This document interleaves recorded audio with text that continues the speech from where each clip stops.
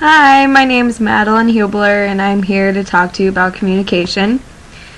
Just a little question for you is, how many days have you ever gone through and not had complications on a cell phone or a home phone, or just trying to send an email to someone and it's not sending through? And this is basically what I'll be going over about the Shannon-Weaver Model of communication. Be talking about how a conversation between one person and another person, and what can happen with the message that is being sent between the two people, in between being sent from one person to the next. This could really be over the internet, telephone, cell phone, messaging people on Facebook, any kind of communication. This model will refer to either of those. Throughout this presentation, I will be showing to you what goes on in the model and what works about the model and what doesn't work about the model. Okay. This second slide on the presentation shows an image of the Shannon-Weaver model of communication, starting with the sender, the first party, the origin, where the message is being sent from, and then all the way to who is the receiver, who is receiving the message, the other person that you are communicating with. And in between the sender and receiver is what's going on with the message and what can happen to it, you know, when it gets distorted or anything that goes on in between the sender and receiver. Okay, so I'm just going to give you a bit of an information of each of those steps. The source is basically the initiator, whoever begins the conversation, the first party. They are the ones that start the conversation, the source. And the encoder is basically a way of reformatting the message so that way it can be later understood by the receiver. The message is, you know, your basic idea, whatever is being sent from the source to the receiver. And then your channel. The channel is anything, the internet, telephone, you know, through Facebook, that's the channel. Whatever your main message that the source is sending it through, that is the channel. It could be written, typed, verbal, anything. Okay, and on the fourth slide, we can continue. Through the channel, is when the problems come about, and any kind of noise is that step, and that's what, it's not necessarily has to be a sound noise, it can be just anything, any distortion through the channel that could change up the initial message.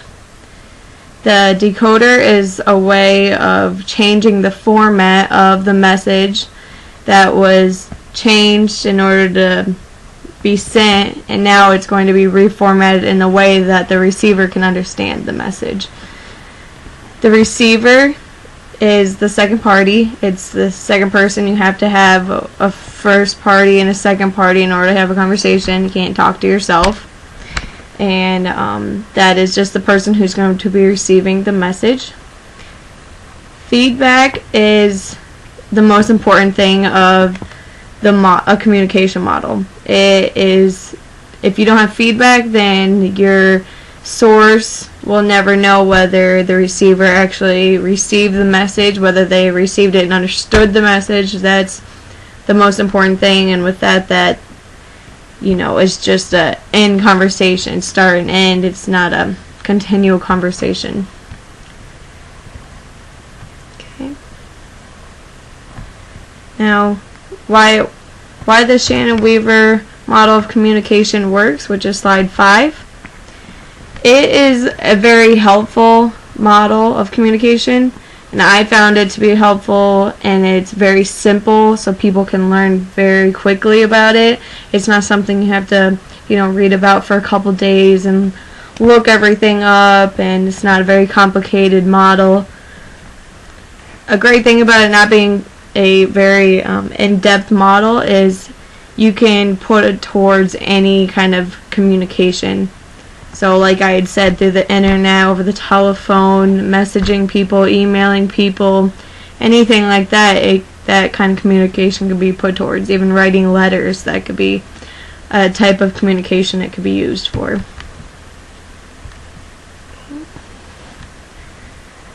So, of course, where there's things that are good about it, there's always things that are bad about it.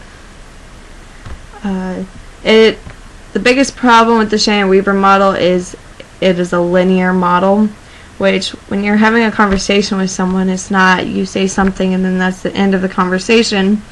It's a continual factor, so you need feedback in order to keep it circular. And most models do have a circular communication model, as the Osgood and Sham model.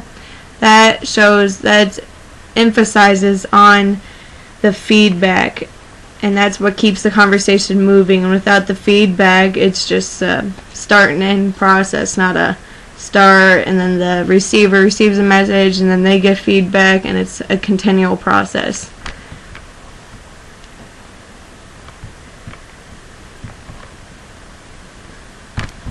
And on the 6th slide, this is the Osgood and Sham model. This is showing, it's basically about the same thing as the Shannon-Weaver model of communication, but it's a little bit different. You can see how it's more circular and the message is continual. You know, we go from one interpreter sending the message to the next interpreter sending the message back. So it's a circular cycle, and that's the most important key for communication, is having a circular model.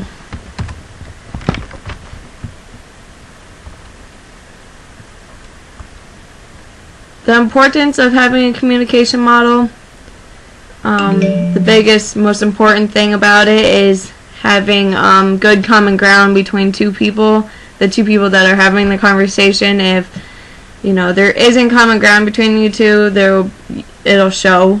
There will always be problems. And the Osgood and Sham model, they have a picture on this on slide 7, where the biggest part is if the encoder and the decoder fields, if they overlap, then that is showing that there is mutual ground between the two parties, and that way they are having a good flow conversation there. It's not just start and end.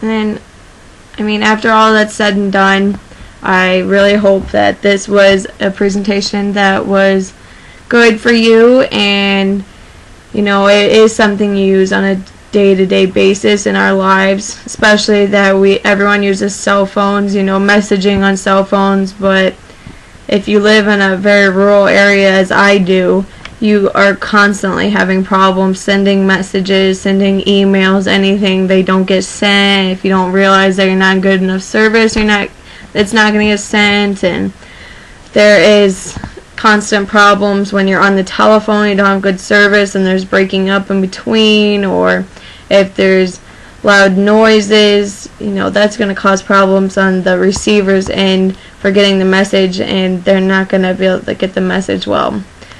And you know, overall, the biggest factor of communication is definitely feedback, and without feedback, you will never know whether the receiver actually got the message he was supposed to, and you know, it was received in a right manner and he understood the message. Okay. And the Shannon-Weaver model is a great breakdown of a model of communication, but it's not the best.